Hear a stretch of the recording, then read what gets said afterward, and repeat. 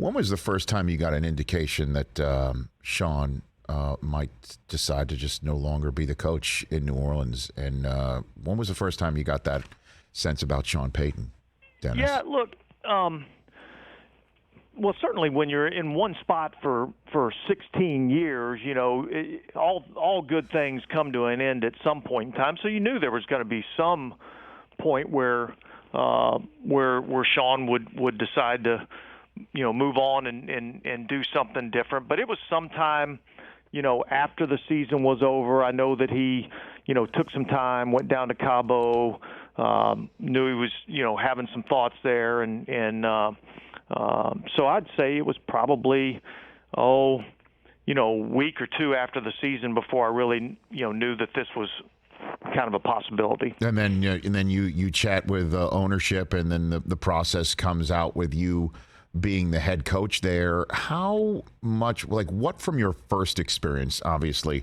it didn't work out with you in Oakland, but what from that first experience do you bring into this now where okay, I know this, that, and such will be different, and I'll handle it differently, whatever that this, that, and such is? Yeah, Dennis look, Allen. I mean, I won't get into any specific examples as to what, but the first thing that I think about is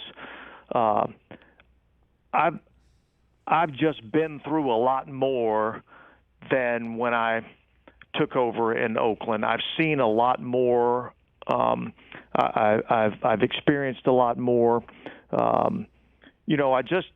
I just kind of know how to manage a team better. When I went to Oakland, I was a defensive coordinator for 1 year in Denver.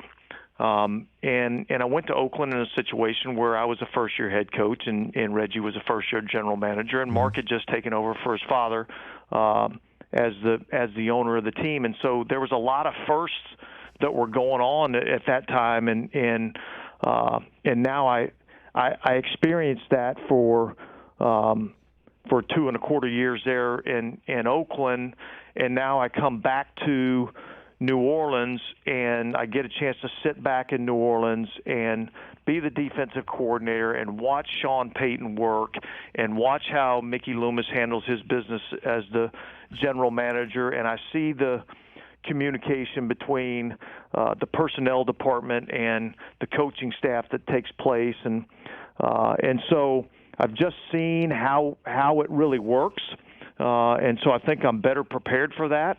And I know this.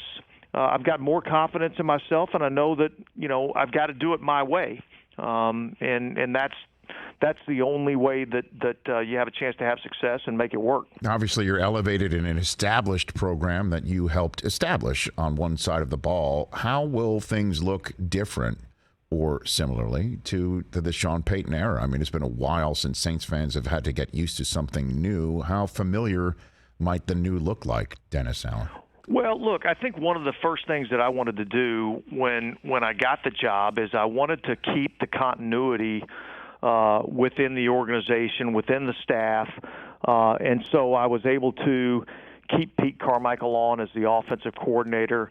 I promoted Ryan Nielsen and Chris Richard as co-defensive coordinators. Was able to keep Darren Rizzi here as the assistant head coach and special teams coordinator. So a lot of the systems and a lot of the schemes are going to stay the same. A lot of the ways that we do things are going to stay the same. I'll just kind of put my own spin and my own flavor to it. But look, a lot of times you get into these situations and you become a head coach and you're going into some of these programs that are maybe a little bit down and out at the time. I feel like I'm very fortunate in that I'm taking over a job that it wasn't broken.